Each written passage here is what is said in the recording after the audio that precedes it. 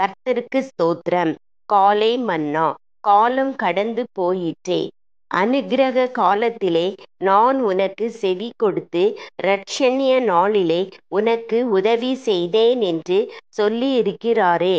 இதோ இப்பொழுதே அனுக்கிரக காலம், இப்பொழுதே இரட்சணிய நாள். 2 கொரிந்தியர் 6:2. ராஜாவாகிய தாவீது அமாசாவிடம் ஜனங்களை 3 நாட்களுக்குள் கூட்டி சேர்க்கும்படி கட்டளையிட்டான்.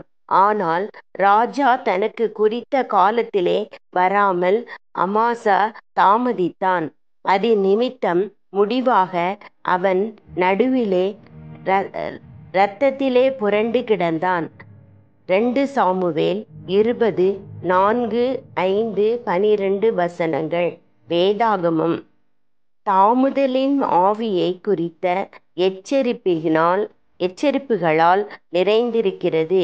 ஒரு சரியான வேலை சரியான வழியிலும் குறிப்பாக சரியான நேரத்திலும் செய்யப்பட வேண்டும். தேவனுடைய மனிதர் ஒருவர் ஒரு சுவிசேஷ கூட்டம் நடத்தி கொண்டிருக்கையில் கூடியிருந்த யாவரையும் தங்கள் வாழ்க்கையை கிறிஸ்துவுக்கு அர்ப்பணிக்கும்படி அறிவுறுத்தி கொண்டிருந்தார். அக்கூட்டத்திலிருந்த ஒரு நபர் தன் இருதயத்தில் உணர்த்தப்பட்ட போதிலும் அப்பிரசங்கியார் இன்னும் சில நாட்கள் அந்த இடத்தில் கூட்டங்கள் நடத்தப் போவதால் தன் ஜீவியத்தை மறுநாள் கிறிஸ்துவுக்கு ஒப்பு கொடுக்கலாம் என்று நினைத்திருந்தான்.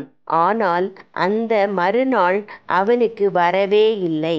ஏனெனில் அந்த இரவே அவன் வீடு திரும்பும் வழியில் அவனை ஒரு பாம்பு தீண்டியதால் அவன் மரித்து போனான். தங்கள் ஜீவியத்தை கிறிஸ்துவுக்கு அர்ப்பணித்தல், தண்ணீர் ஞானஸ்தானம் பெற்றுக்கொள்ளுதல், தேவனுக்கு ஊழியம் செய்தல் போன்ற பல நல்ல நோக்கங்கள் உடையவர்களாய் அநேகர் இருக்கின்றனர். இருப்பினும் இவ்வெல்லா நல்லெண்ணங்களையும் தாமுதலின் ஆவி அழித்து போடுகிறது. நாங்கள் எங்களுக்கு வசதியான வேளை வரும்போது அதை செய்வோம் என்று அவர்கள் கூறுகிறார்கள்.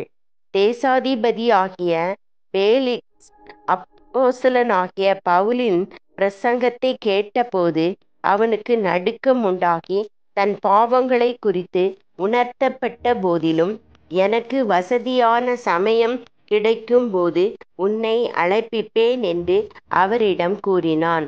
அப்போஸ்தலர் 24:25. அந்த வசதியான சமயம் ஒருபோதும் வரவே இல்லை.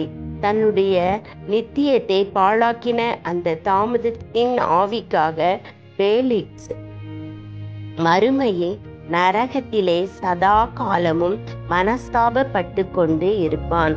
நான் மனம் திரும்புவதற்கு காலம் கடந்து போயிற்றே. நான் கிறிஸ்துவிடம் வருவதற்கு காலம் கடந்து போயிற்றே. இவை போன்ற மன வருத்தங்களால் நிறைந்ததுதான் நரகம். சிலர் தாங்கள் செய்த காலம் தாமதத்தின் நிமித்தம் தங்கள் நித்தியம் முழுவதையுமே அழுகையில் செலவழிக்க போகிறார்கள். அன்பான தேவ பிள்ளையே, உமது நித்தியத்தை உமது சோம்பலின் ஆவி பாழாக்கி விடாதிருப்பதாக. நீர் இன்றைய தினம் ஏதாகிலும் செய்ய வேண்டும் என தேவன் விரும்புவாராயின் அதை நாளைக்கென்று தள்ளி போட வேண்டாம். தமக்கு ஊழியம் செய்யும்படி உம்மை அவர் அழைப்பாரானால் அவரது அழைப்புக்கு இப்போதே கீழ்ப்படிவீராக. ஆமென்.